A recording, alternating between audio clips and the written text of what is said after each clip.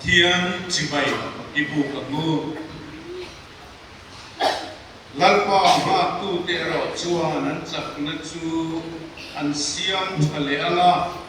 mupui te angin tha in an tho chhanga ha lovin an tla nanga cha lovin ke in an talang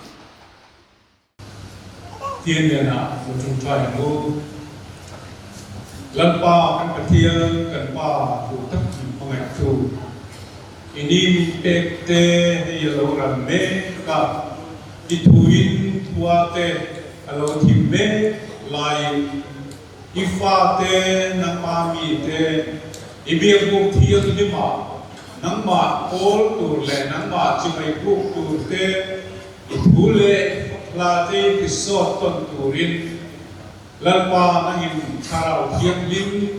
chak nai min suai khom le a lalpa kan loma lom thu kan bilache sai na hin lalpa kan pathian ibia bu thiam lim kan lo kalin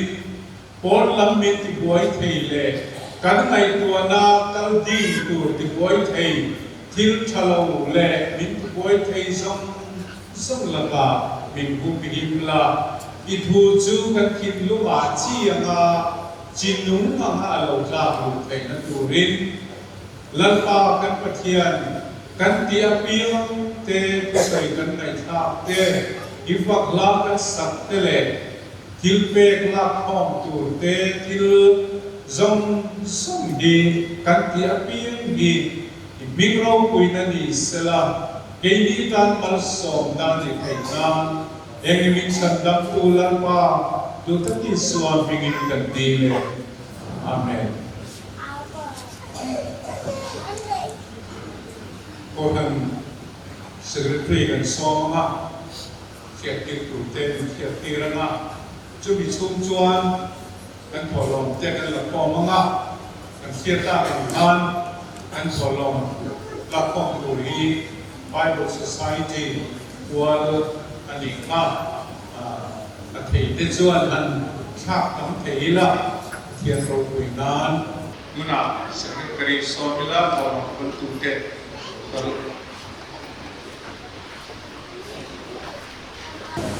kan tuan tu cing nan khan saya nak lihat PSI campaign pun kan pangmeka kan campaigner kan tu fil tu hero doktor wala ta karate president PSI na iso auxiliary ania kan sai Paul kan sai la jual kita saya kan tholo e PSI Paul tu kan dia mu dia saya nak dia national day of prayer calling trong tai ro na pun ma tholo na dia nakina kan trong tai sa tu te jing zo bin kan dia share ko dia ko bana ye sual sate campaign of local day, community day, PSI, local committee then, committee room number one, I think we know to Vanilla, committee room number one, it's Sursia, Vaila, Google, Verso, Ani. Ang nagsasalhan, PSI, campaign of Pangmeka, Ecuador, Montatak, and they are campaign, Belgian, and they are Masaverin, Prevent Dr. Balanta Kalate, ini kan campaigner already he misal di something dia kan sino dari kau lalu kau kan dibuka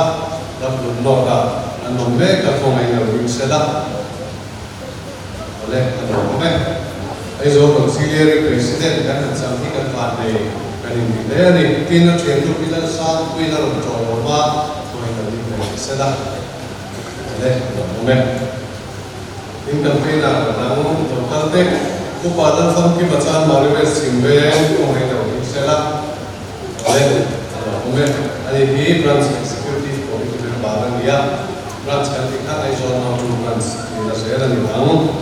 upi mas so mateza no ale ume upalan fela no upa balan fela oh ume Orang pun ruat lah nilai saling kok dan terpilar yang suami dia nak tu India mah tu nak orang tu lalu cari dia mana ini satu cai kok dan terpilar suami dia mana tu cai orang orang tu siapa tu imun Tanzania dia na pathian ni Sunday school in kho chan tu ki sa be fear so na zela so ni ko na ko be ta to chan mo na ki zela mo pathian ni chan be kho chan tu ki la tu dai bi na na tu sil tu ko la so to ma be na pathian ni sa ni kho so tu sil tu pa to ko la chan tu na sai ko la pang chan ni kho sai ko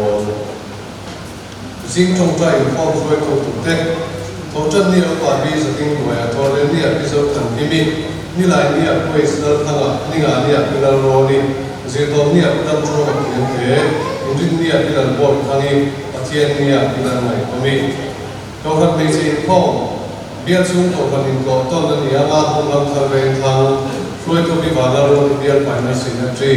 chân tu bi là lệ thăng ni biết committee. Speaker upaya natin kimaram tatlawen, specialized in tatlawen, KGP income, foi tu buat di dalam kima, tentu bulan foi tu apa, tu sih tu bulan alam moi,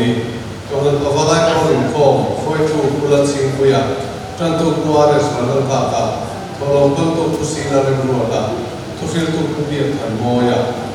masih sengketi kecian ni income. Bola Sunday school bola ni pun kat koi tu PC ming thala kalau bantu do ting chi waiting zirti tu dan chuing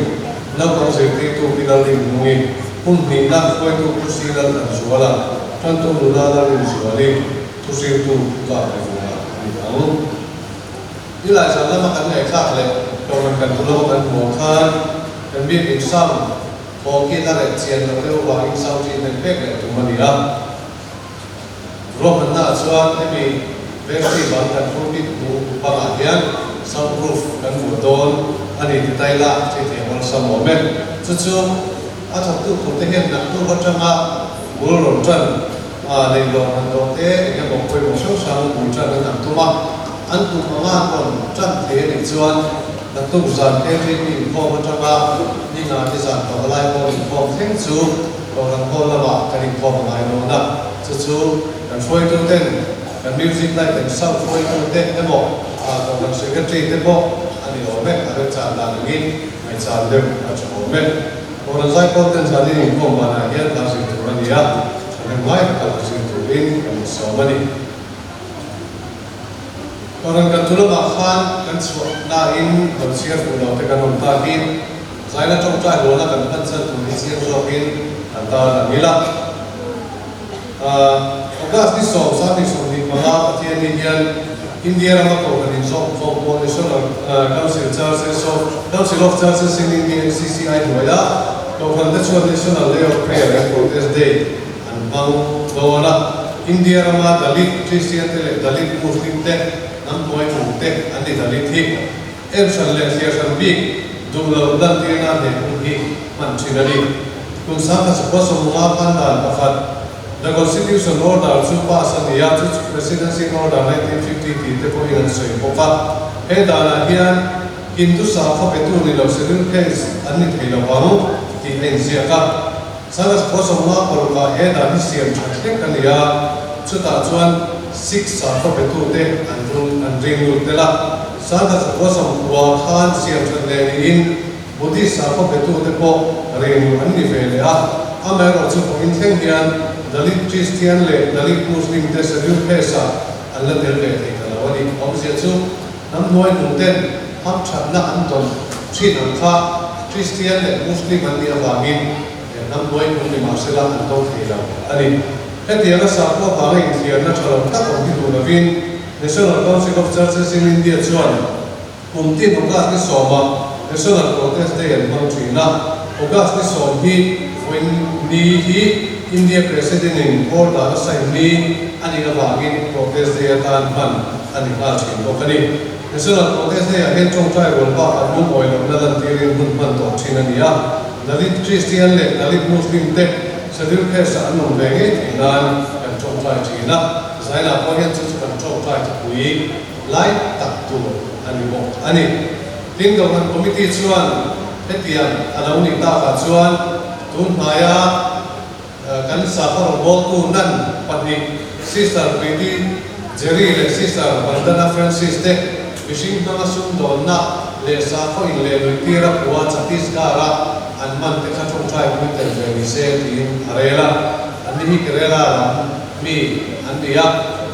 koran committee na re ulo okas ni dia khan vera chuan dia lo kop maya amero chu trong trai puye ro chu na mai se la vera chu ren dia thu boy to wa thu de in sang sang an dia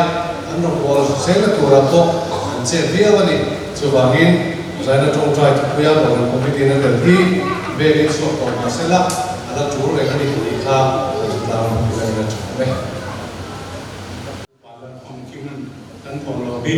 tiem ne la ni sa la lo som thổ lồng đất đi trong tràn lu olalpa an pathian min hoi tu sanina hian Bible Society of India aizol do tu branch kan huai tu den helai ko thana campaign tura kan ruam hante kan hun ruam mananga ko takamin huai thana ka hin na ko kan se sanina hian lalpa kan man tu zong kha minom buila kan tu soi tu tur pe kharau thiam limin ko ni nom kuin kai khoila ai bua se na song song te na man mal som la ai bua se na pela ma ko fra thiam limin man ma ka tanin ka bang che ko than ho te lal pai mal som tam takin kan bu the lo na ma te bu thi na man lom thu kan se ya i mal som ta te kan nun le kan nun te kan man se te na turin inom bui bok la senina ya nang ma si bai bu na ta to lo kan king khom le ta a en kan to lo kan king khom te hi i chan chin tha pon dan ni se la ira ma lo zau se te na turin kan lal pai so islam begin kan la le amen kan ziak tu in sai ta han khan trong trai ho turin kan kin lung te ko sai langin India ra kuma trong trai na kun man tu ren nia national level prayer ani ang kan rampung wa pa trong trai tu ren nia sai na hian Asia kha kan khel thobin karinga atoi thengin kan khia reng thei na turin atoi thengin point patin kan sainon le anga chuan ka sui zawa hian kan chung trai hodon nia pakhat na Dalit Christian tele Dalit Muslim te sedul kha sa anum me te nan panina Kerala state rombol tu nan pati sister Preeti Zari le sister Vandana Francis te diglaw taka nising mga sundong una le sa kwa ile luitir na apu opanga man andi ya belin so to masala case enge mala ti kafiata engdan hian pathian de na kan zabain ilo chung trai bu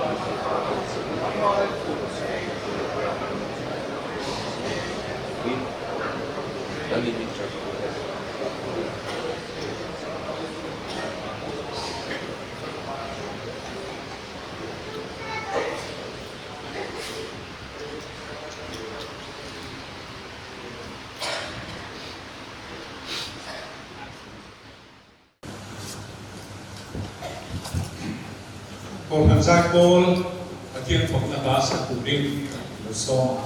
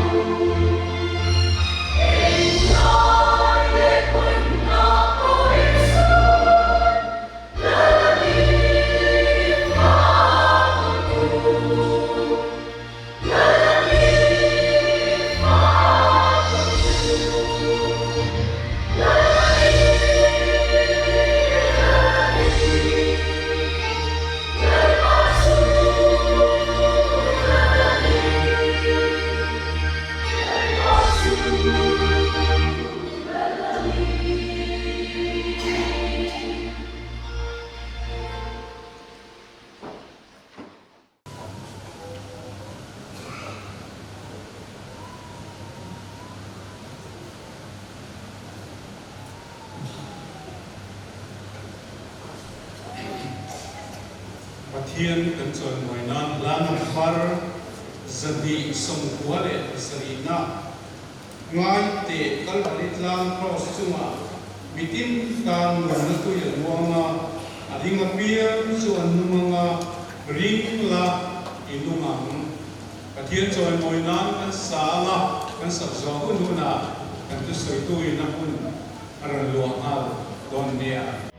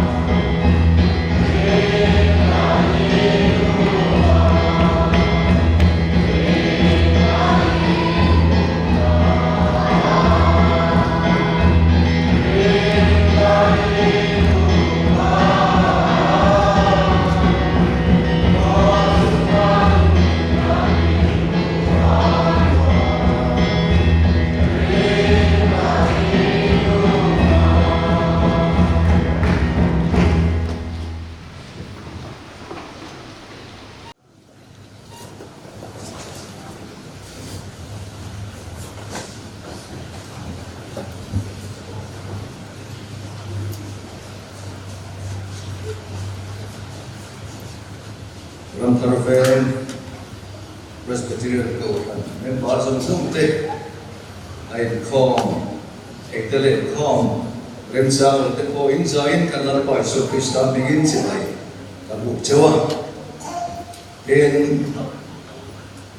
Bible Society of India Aizol Gary Office Nama Translate no two brands akan ho tu te ai o in si bai bu sawane ai sanina hian in zinga kun rim cham tha pathian in siam sa hi arin lo le basic lo takania kan ho tu ten hei ho rim cham om thut moyan om dia kan anuak meet brunch anga kan nei khan make a khan kan lo te lo wa sư bằng xuân chung ta sư chuan là mà mang in bên sang ta làm ta chuan gần thì ama rõ sư atha arim sam zo hane ge zani na ko ta tin hay cho rom tu ang bo pui chu tak tak pathian in din be bo ka lo le a wa lo phong ki ma san mar we chim ve lu wa ka rom ka puya office la mo changa Bituran ruang ania amai nem masaidun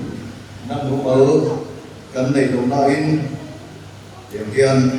kulpita robo turin kan rem siama ani ohi kun han san jok sela chale tura kan ngaya chati ruangin rem san so tura yang kan ngaya chati lain heita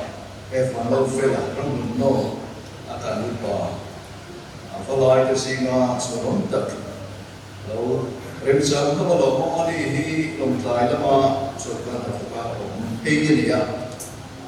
ai so local kamaro sin bas ate kong min avama akal tum tlam hei lo kirle ye sambang rin sa tato ania ma amin volunteer ge ahna sa dinaka turkian amator kan thawa in driver kan ni mai te driver chan ka kai driver mo tu dom ta mai kan ni I dom de a ten hei we must so hi ram no ta chuan Bible Society kan a chuan male di italo ha o pasalai kan pu di ring ania ani ko forensa es apal ma person na kadi si ya ro ya so ke a so ko to ma tin te ai ta ko te hi kan lo ya ni chuan zari na hian atiang campaign na kal kuida ko hi ko kan online Atlang kuin kan bola chan sin te ani thiat ti ra chuan pathian thun sa ato lama phi lo oi te sa do ma wa chu chu ni in ba tu ba lu chan mun de li ba chu sa la nge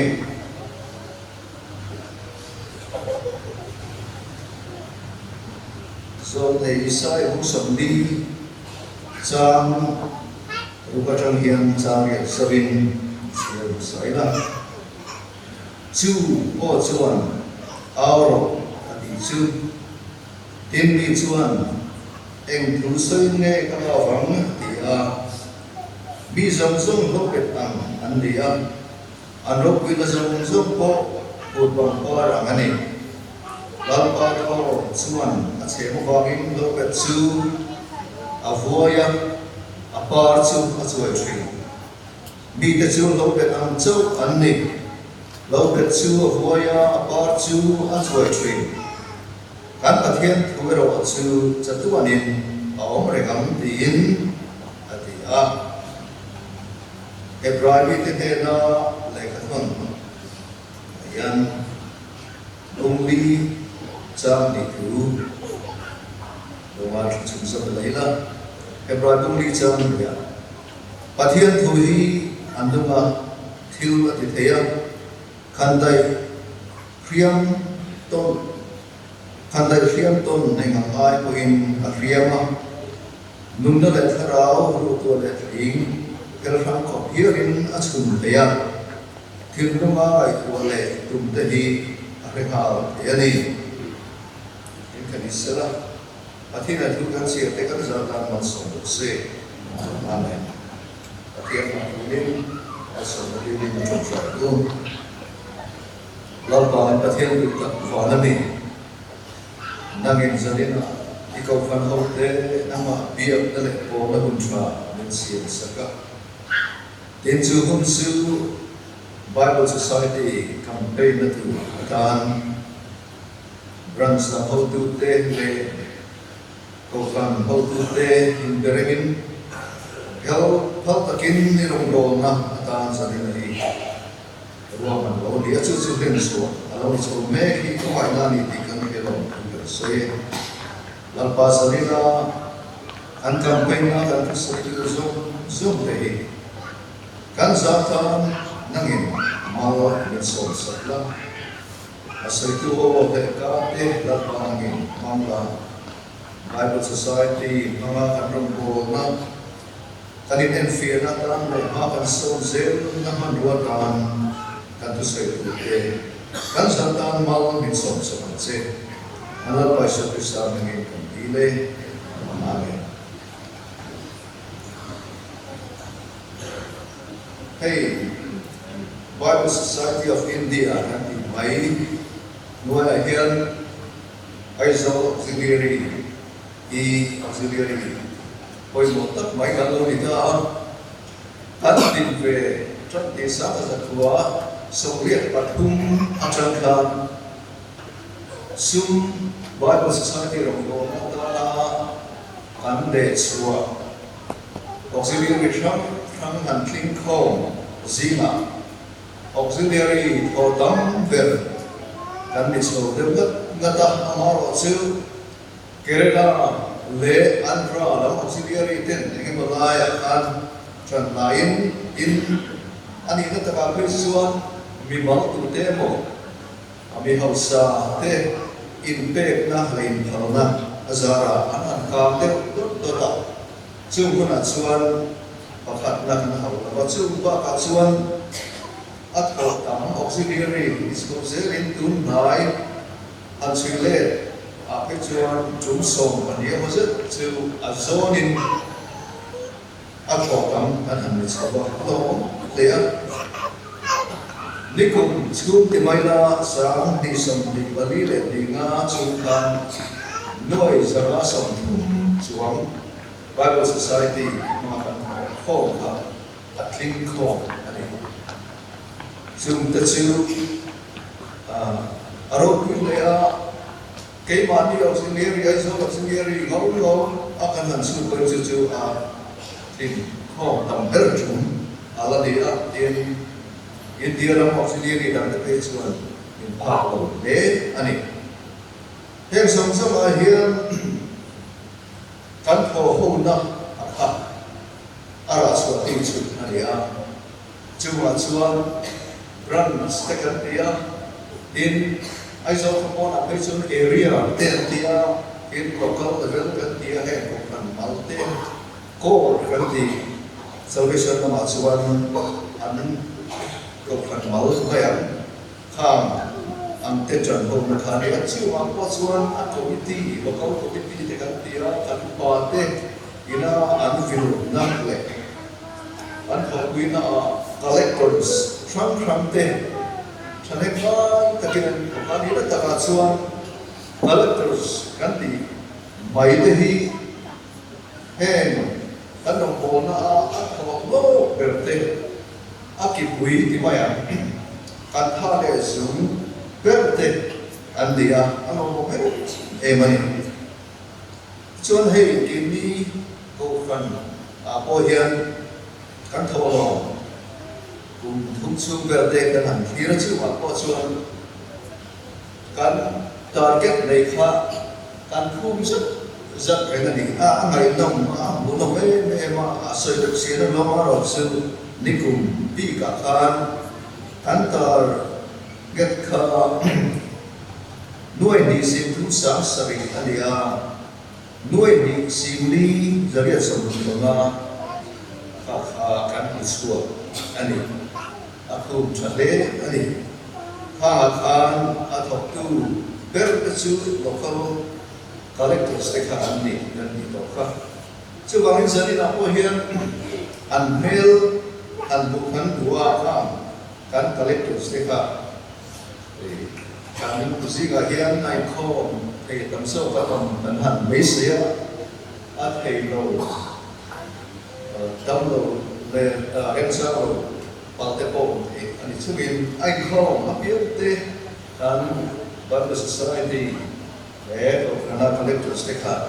in ding ye le aba to mo le cái lòng đêm đến thì còn gì mấy em đi hết rồi anh đi bà làm gì cái này anh đi không rồi cái này nó có đi xe alo không lấy phải không rồi cái tiền không khỏi rồi đấy anh đi có bà ca anh sinh ở đây là đồ khăn để anh run xe có anh vinh trần hạ anh đi thì các anh xây đua nó lẽ đến anh mê anh sẽ tụi tôi cho nên mà các bạn sẽ tụi em cái này free cái này sao đến anh mê thế anh đi cái mình cái gì cả anh đi này là tụi mà collector cái lâu đi về đâu chỉ là này thì thế cả nó mình cái bao nhiêu là tụi cô anh đi thế mà anh nó có đủ à tụi cô và cái một khó đáng cái một thằng đó là lại đi được im tính để tiền nó tính được là ba lô thì có thêm sinh đấy là món ba lô đấy là tiền cho nên là tất cả các bạn luôn sẽ là nấu thuộc trình để lại anh em bây giờ khá là nóng về cần phục là nặng và khá anh đi các anh xây auxiliary các phòng hộ đấy thì ra thì nó cho những cái này thì có các tiền cứ mà trong trường hợp nó tất cả đó thì phần khô là thì cái này là khao kéo rồi có bao nhiêu society rồi có cái không cái bây giờ là có cái không nóng sử dụng để chứ mà có xuống rồi mà em làm thứ cần xây này tiến sĩ và các xuống cái hàng sử dụng sự Bible House cái này về Lemin interest tak sebagian athar suara program le maro sil pathian mo nazara start point ama le lai aba Lemin kal zelina ti sia ni ti komin amu tak te bin pe atin na sak le na ta ko sumin mazan ano ko Tisuan hekto soin auxiliary branch te in local kan ti mai ko kan malte ko kan ti te trong klang kan maka tu na hian kan pe so ho khat to kan lo fela kan bi la kan sai a ho tu na kan po sai le kan kan ti ko kan man pe in om to lo le a ho te turin ko kan and auxiliary tel về hôm để cáiส่วนมันโล่งแต่ตมันเองเรียนโคตรเลยไม่กันในตอนนี้ที่เราใช้ตอนที่นั่นด้วยแล้วว่า office เดย์เดินauxiliary secretary เลสตาร์โพสต์เดินอันด้วยเลยbasic ว่าเขาเดิน recording studio ใช่ไปที่บอกกันในส่วนของสิ่งของมันมีตาเอาหมดตาส่วนมันโซยมันให้ดูอันนี้เราไม่เห็นเด็กอันเขียนที่นี่ตาเสร็จแล้วเราเรียนว่าคุณเรียนเสร็จแล้วเสร็จแล้วมาอันเขาดูเด่น executive committee มันรวมมันอะไรซึ่งที่คุณอาจจะผมจะบอกอันนี้เราผมเรียนที่ข้ามันสวยตัวเอ็นจูว่ากับส่วน CPRM อันนั้นนั่นที่กัน auxiliary ina konfront ngarong abon atan ma tu kuitak mai làm thế này là mình nói xin là để tên sum các thọ suan na zera pa kan so tura campaign of state and nation suan tha tha la bin thok lar na da tin si khoe na bi te ko hi e tu thariat ka ko sun ni man ko khan voice of viet pan ni an zai ni khatia ko khan an ni kan bo tu zai bo tu te ko hian chu le a sem dam na an ti te le in le bin na an ti ko nam te ko ka mo bringa kan sei de zo dom khan Bible le bin tu na ka han pe we got a English Bible English Standard Version and the Enda of the American Bible man tlang ber a he chumi a chu le so ni a kun thar le sa in kopin chu Bible House hon rual chuan release day tlang za the when it so make it the one on the other we was and be was it tu la hian so make ani long lesson in life kan chief translator Reverend Dr. Ismail Aba Bola mai khop maya jadi ruang suan atira translation akan khop me ka abu tu le changkai bertesi kami Reverend Cyril Siama in person with kami ani kha chief translator alu le Suana ni kami nak besar tunaya. Mathieu translate. Di amam mai tin yang tu dia bawa pati put suara an bawa. Tin dia ni. Cangkai tu mai fakkan dia puna fu. Tu siam kanan dia le taro dia bawa. Le Mathieu kan fakmo. Mana ni? Setiap suara lalu bawa. Akal zelam这里来说，全看这个来临，那对以前外面来外部切线了，所以他们应该来过来临，不要我们看了，不是别外部过去跟来，啊对，是的，第二么老师我可没有来临的，啊主别人没有啥，我变了。chủ diễn thiên liêng lệ lý hít lâu là khó maya soi sen lâu khó có tâm hi English Bible lệ linh mắc hi lâu mà này anh em bảo lệ linh mà sa chặt tổ lâu lại được lệ tin lệ mà xiêm lệ lại được hiểu một chuyện tin lệ lại linh là cũng thể hiểu được đâu em tin là căn lệ linh tuy cũng là căn hàng là biết lệ linh thật thì căn xiêm là đâu vậy nào em lệ linh đàn hay là thôi Alui kecuan anggil man kan le so vek kemal pakat bo al thamia lo le ni tu mani le lim thar chuan a om zia kha le lim so tu mani aku mau mala kecuan mai mai mau tu a om zia kha chak taka ap ho chua a chia tu ten lo ke chia chuan chu su tu bera le ni dari lu le lim chak o ni kai a chak ta kai la lo pasal han zir tak don chuan kemal pakat bo Thao kami lawa le limna literal translation dia anggil mana le limna kacu ado dia lesin masih ansia tua kata tahu amin sotu dang ante mo indo kapten sia la ka kesan te ni kaya sia kati ka kalau dia awal la chon kapten kan dia antinan tempo dia tempo dia hati dekha Lelim Karachua was I about hunting to believe in Teranda. Believe in Allah Kawani is Ozi.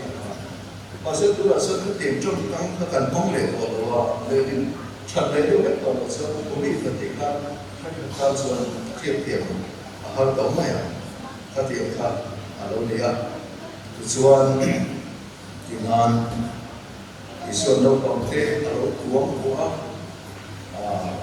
cuma makin malas ani tu main siapa sih masih lo uang kuat cuma kami yang lagi berkaitan ko khaji ye kha lo ni le ro sia ma ni ya ko ko ki ko sia chu ka chuan a lo ko an ti chat me lo ko tngai zo zo a ti an si ke te thum lu ya ko kan ta na lo piang nấu có một biếng các tỷ các tỷ chuyện cả nấu quán chứ các tỷ thì xây ra không nói là nó mình về thì mình muốn nó còn nấu nấu biếng là nấu xí là nấu biếng thì mấy cả nấu biếng phiếu còn mấy làm xiêm mày nó không về đi trên ăn biếng ăn chuan mà cả em quật thì cái tiếc cắn cái này em thôi mà xây đi làm ăn em phan tapi ngajuan rembut tembakar tiru itu, ya selama artikan manusia, lah artikan manusia kelompoksia, tapi ngajuan rembut kelompoksia, nanti kan kalau masih akhir raya ada di lah rembut rembut tembakar, kalau di kelompoksia, itu di dalam hidup, ikhlas lo gitu ya, ansiat kita अधिकार लेकिन अधिकार चुनने ले अधिकार असमानता काका apa itu cint kalau itu jangan kata koy tak cint om lo koy dia baru sudah dikso so kan mau beren ada cuan kan ada kata serni cuan letin ini kanti ale lingkar kanti kan khove lah yang Bible anh mà đi trong đó này rèn đầu đi anh có tập ấy em mày à có vẻ cũng quy hiến trong sáng sớm xuống thì mà là trong răng ấy sáng sớm xuống anh này làm quyền sẽ khăn chương gì mà xuống trong rất sớm lý và thu minh Bible cũng đi về những anh sao chú bằng xuống sáng sớm xuống mà sớm đi và cũng rất là đến đây rồi mà bảo khá là tầm đấy em chú bằng xuống cần mà thì Allah tập em mà India ram đi ví dụ như India ram hay là nằm chỉ trong răng căn ở đó trong hàng sáng thật để sử dụng rất là mình chủ ta này sáng thật dần xuống mà này chương gì mà xuống bao cũng này em nói này mình là trong trong sống Việt và ngã xuống chú bằng xuống India mà nó có hỏi cũng mà một em cái linh là linh duy là linh đắng cái là linh đắng lệ ở sau trong đến nó đã gần thì lại cái chú thật sự thấu lại cần là này rèn đồng khá anh mua sao anh lòng là hiền cần là cái áo các em mà thật ra thì cần gì đâu hệ và thiên thủ và thiên này na là Giêsu Christ nó chân là ta rồi quý nên xiên sẵn thủ rồi quý là thôn lưu bởi vì buồn đạo sẽ là hai suy tăng xuống Bible Society là rồi nó bộ là Bible lệ liền thì tên school xem đầu anh thì thấy các họ sẽ là nói cắn tiền đó đi con khang cắn tiền ama rồi chung có chung ở đó nó đi Tadi sampai kita tua siapa, jadi mai em terbuka, em cuma ini atau top mai dulu, tam tak cuma orang ini nak cek, cuma siapa lalu siapa yang kan kau di, agak ni, mai itu, akhir ni mama sedang tak cuma mau dulu cho nên mai là số tụi mình anh chúng ta xuống Bible Society campaigner thì cũng có lên các kan không tụ để mình collectors Bible Society không tụ tiền đầu tư là các cái tổ mấy chi những các cái tổ các chương trình thay đi tổ mà là sự tham gia tổ chức của anh những cái đầu tiên về để hiến thì các mấy số mấy số cái này Gospel day, saya kan ni tin kan kita kan terfikir siapa harus selalu tu ramai lah siêu tiền hiền tận đi vết tận đi nghe thì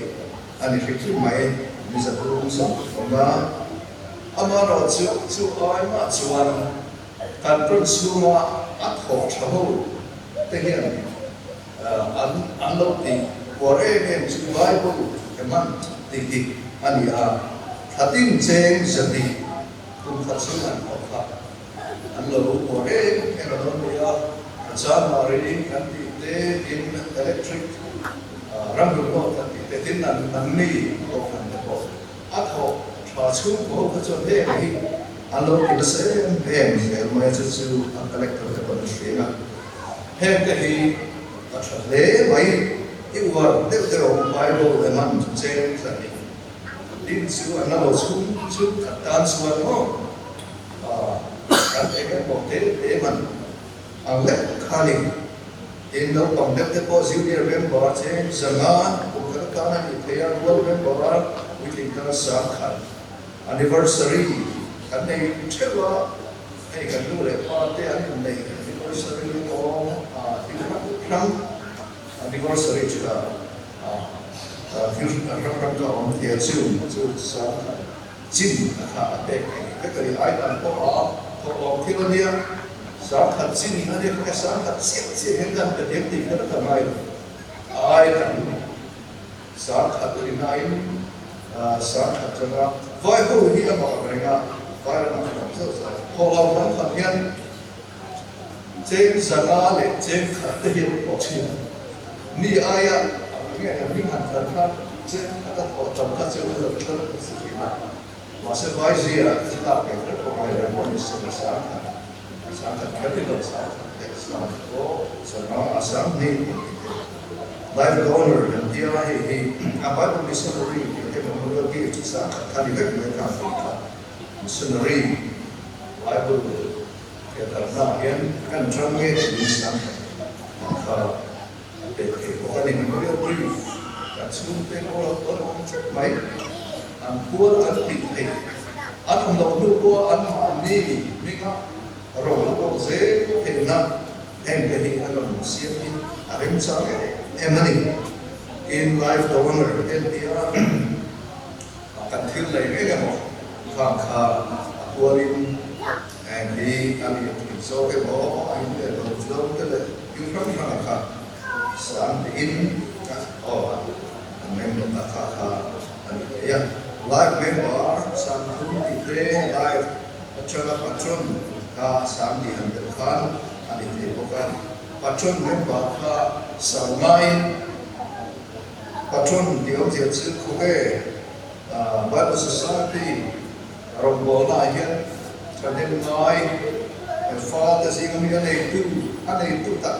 ri ru puin ka ong tiang din ani pe mai patron ai tu lu bari pa na kan ding ve tiang cái chữ cái bao cũng nên đến thì làm gì chữ trong sân sờ nga em hoàn về khá chief patron anh ấy thấy có cái tiền là chief patron nó bị xuống anh ta là certificate này badge cái anh ấy like and Bible chief patron là bị xuống Bible cho ta anh ấy về cái bộ anh ấy cái số đi ăn chúng ta có donation thì Bible Society thì ăn họ còn đi thì để đi lâu hết không ai thì Bible Society rồi một thua hiện họ lâu các họ về hiện tuyên tiền thì em luôn họ tận luôn đồ các example họ để certificate để badge cả cái mình có cái gì chung cái sự hiện nakin akan tarik Kristen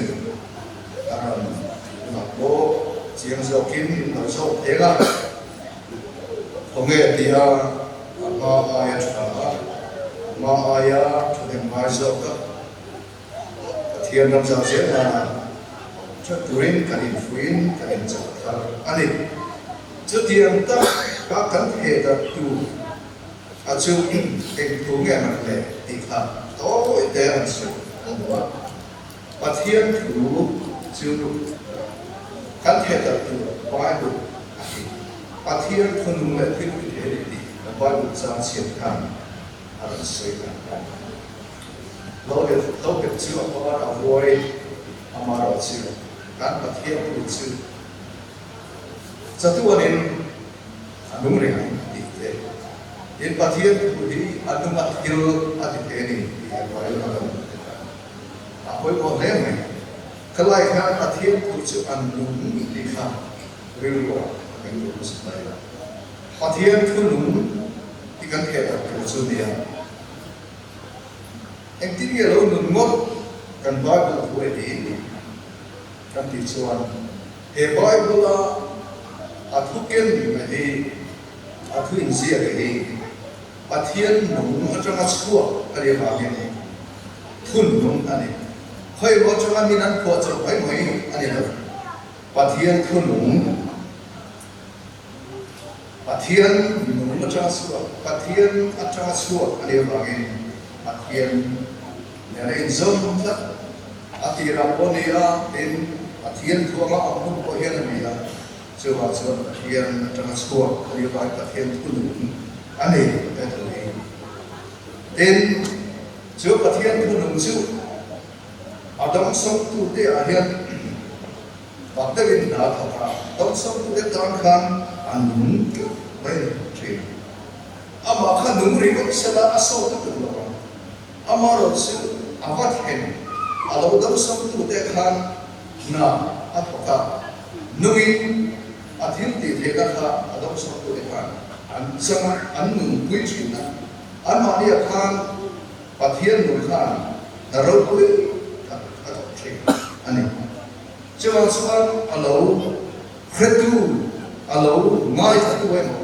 alo chiat tu ta te khan pathian thun nung a chu a mai ro mai ro an ma dia khan nungin na tin chu mai na lovin chu pathian thun chu an ma tian a om ve sa thi mai lovin a chang chut mai ni bak bok mai pathian thun chu an nung a thila ti te ilai ka an nung a bak na chu alo dam som tu te a khan nungin na ako suzon ani athamani mapte mai chu pathian tu te kan soya sei thiam to te koi na sei sela e zarin kan tu sei chu ko man niali kha thalai ka akamamu taru soi hi kan ti vere to mai skin hei kan ko te le kan ko tu te nu lam te koi thalai kan koi ne thiam to le mà này coi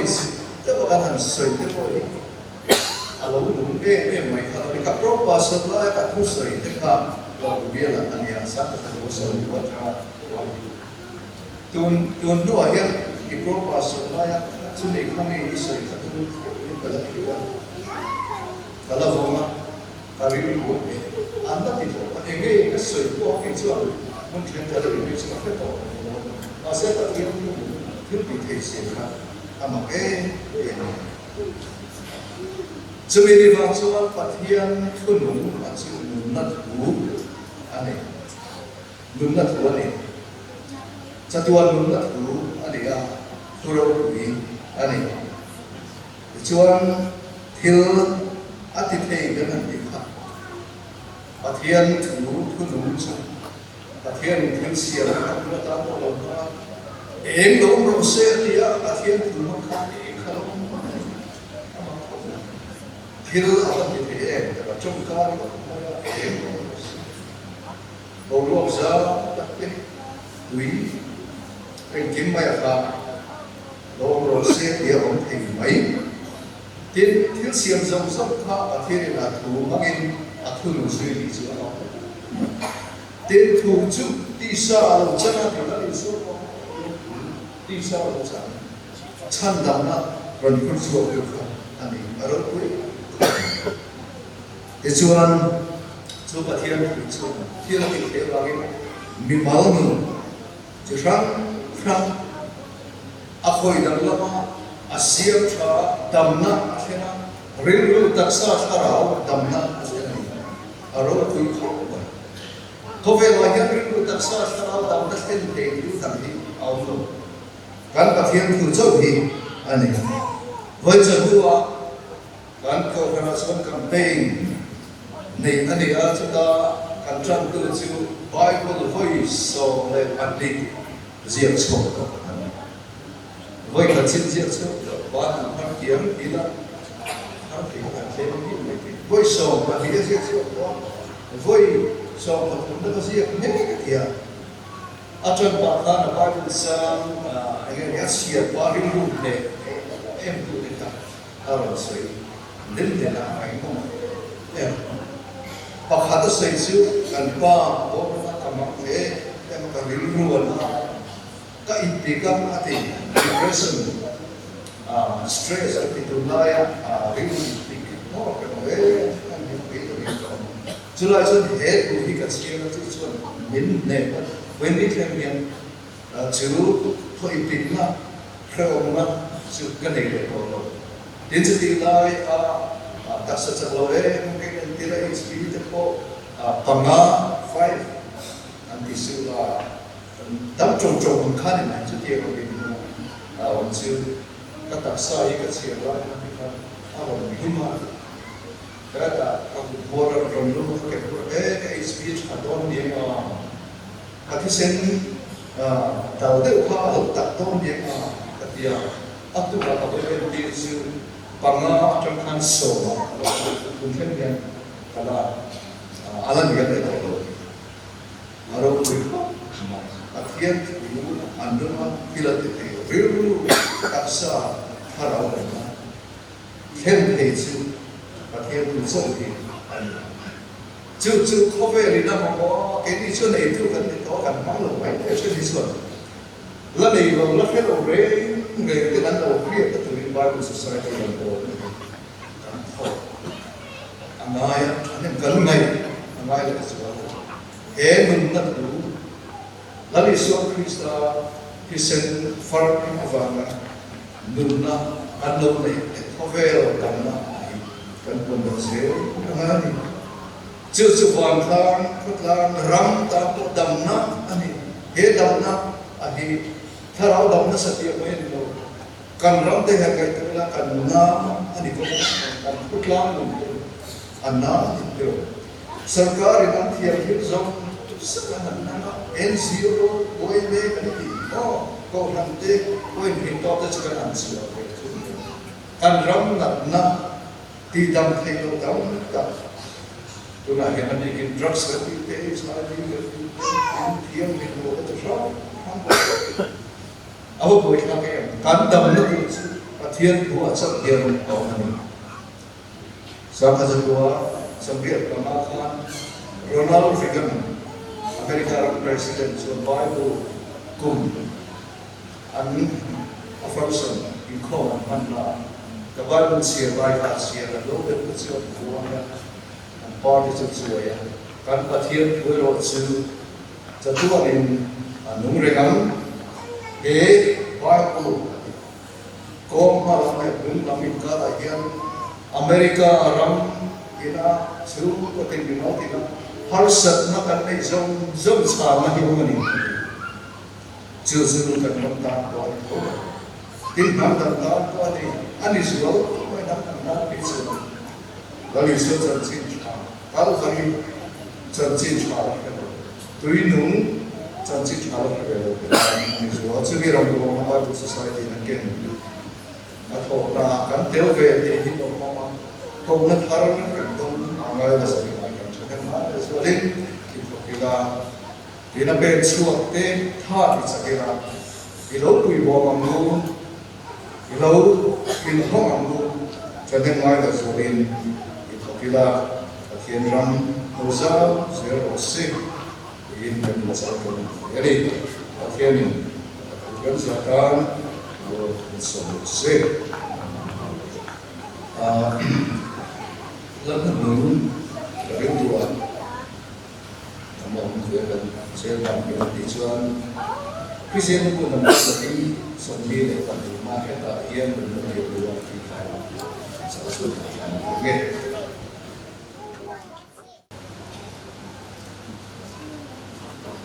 Bible society kuala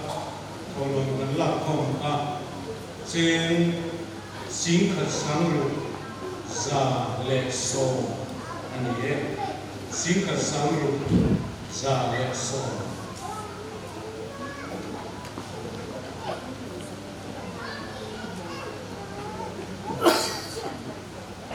so itu companion katang para zali sawile na atin so moy nam kan sa ama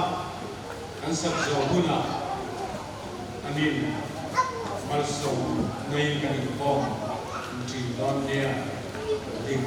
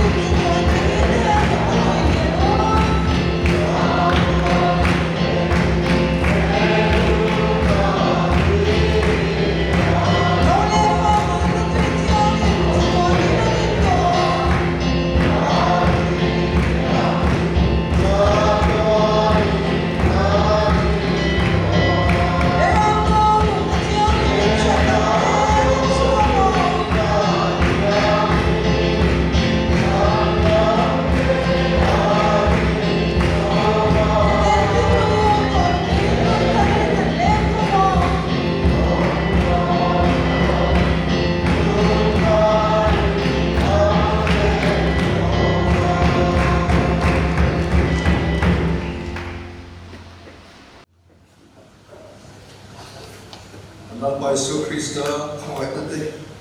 athian kan pa wa nami hamai na de thara athian ko ko do ta su ram tina rinna kaduna tene na da in za ne na du na le chat bonin no se